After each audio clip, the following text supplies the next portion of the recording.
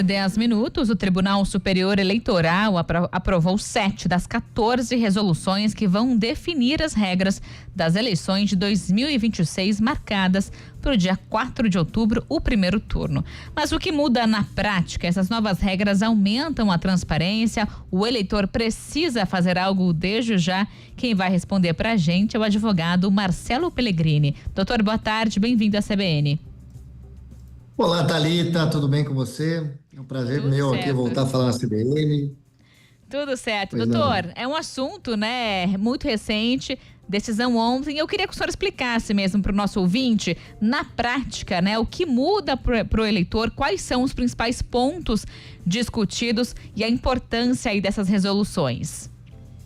Então vamos lá, Thalita. A primeira coisa, acho que a sua provocação é muito pertinente, é que o Tribunal Superior Eleitoral, ele não tem uma competência tão somente de julgar, né? Todo mundo, quando escuta falar, tribunal julga, né? No que diz respeito às eleições, o tribunal, ele também regulamenta. A própria Constituição deu essa capacidade, essa competência ao Tribunal Superior Eleitoral de criar as resoluções para regulamentar as eleições. Então, todo ano, quando você tem eleição, no começo do ano, o tribunal se reúne, faz consulta aos partidos, faz consulta a candidatos, debate os temas e vem sempre aprimorando as resoluções, sejam em razão de modificações legislativas, sejam em razão dos precedentes que vão sendo criados pelo próprio tribunal. A ideia é sempre aprimorar o ano da democracia. E para os partidos, né, e também para os candidatos, para os eleitores, tem alguma mudança a partir de agora? Isso já está valendo? Sim, são várias mudanças. Primeiro, você falou aí que foram aprovadas 8 das 14. As demais também vão ser votadas agora e aprovadas no mês seguinte. Até o dia 3, 4 de abril, que é o prazo de 180 dias antes do pleito, aproximadamente, essas resoluções elas têm que serem publicadas. E aí você tem regras para eleição, regras de gastos eleitorais, regras de uso de redes sociais, causas de inelegibilidade, modificação de propaganda, uso da verba do fundo público para as cotas de mulheres e daí por diante. Doutor, um ponto também importante, né? Teve o programa Seu Voto Importa, que é onde, então, ele vai garantir ali transporte de graça no dia da eleição para pessoas com deficiência, mobilidade reduzida. É claro que isso deve ser pedido com antecedência, mas isso, no geral, pode diminuir de alguma forma a abstenção nas eleições? Claro, Thalita. E esse é um exemplo perfeito da evolução da norma.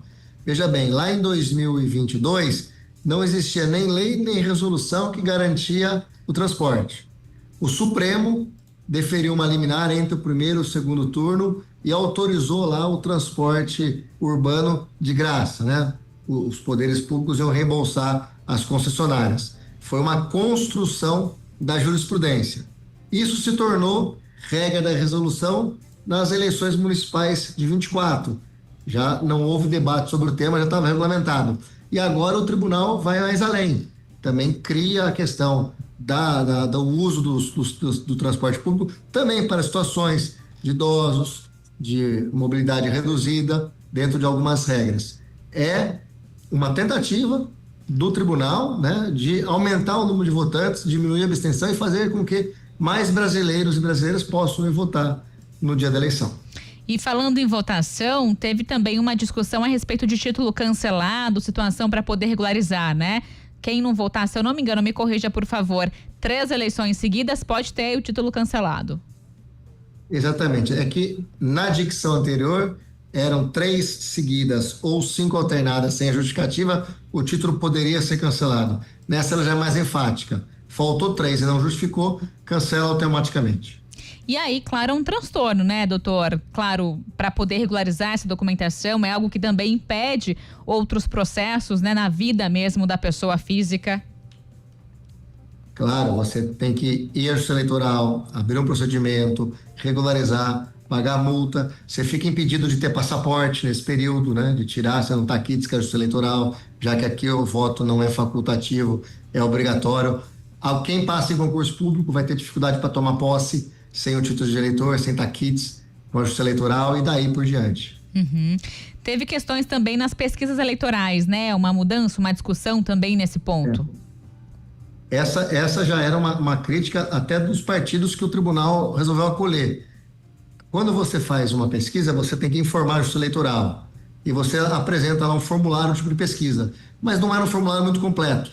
Desta vez a Justiça Eleitoral foi mais além. Ela está pedindo um formulário mais completo, ela está pedindo um nome do avaliador que vai ser responsável por ela, ela quer regras mais rígidas na metodologia, ela quer maior transparência nas entrevistas que são feitas para se chegar aos números, né, dos entrevistadores.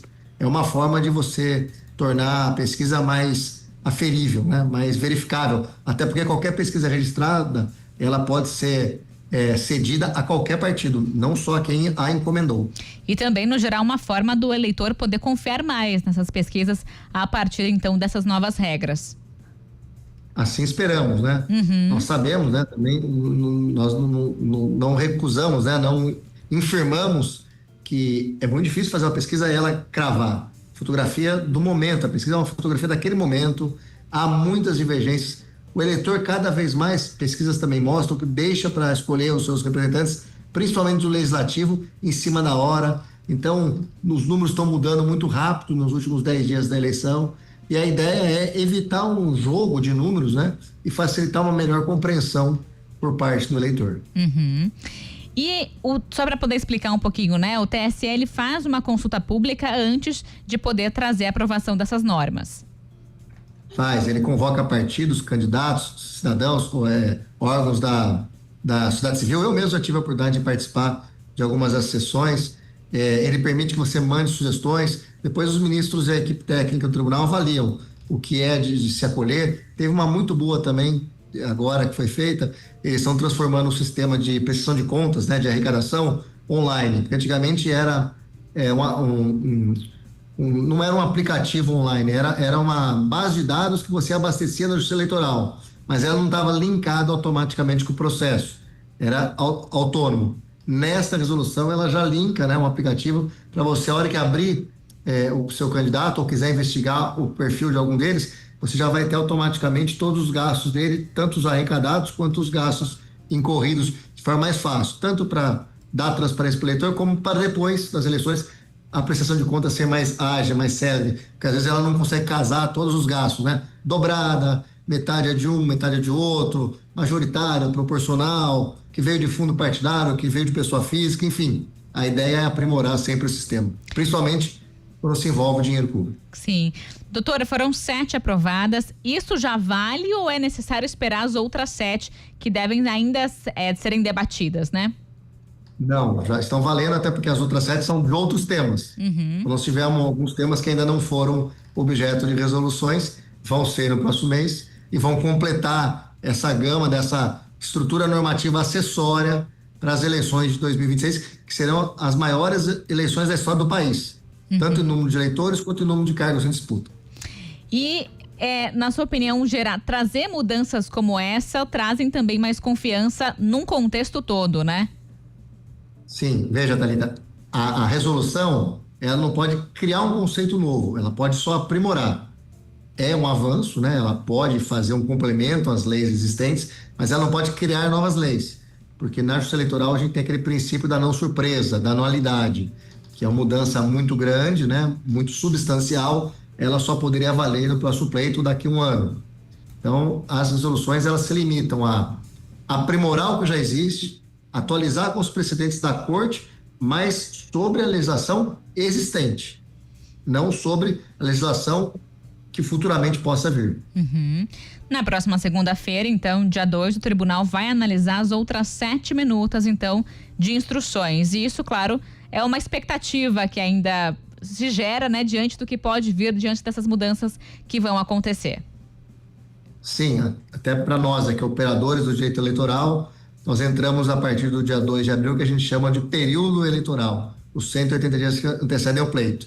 E aí começa, agora em março nós vamos ter lá as trocas partidárias, né? Você tem aí um mês que você pode trocar de partido, quem está no cargo vai disputar, sem correr o risco da infidelidade. Depois em abril você começa a ter, né, as pessoas que se desligam dos seus cargos públicos, né, a desincompatibilização para concorrer. e aí é um calendário que vai se encerrar só lá no final do ano com as diplomações. Tá certo, então, doutor. É isso. Obrigada pela participação aqui hoje. Eu que agradeço. Um grande abraço, um bom final de semana a você e a todos que nos ouvem. Ótimo fim de semana. 13h20. CBN, a rádio que toca notícia.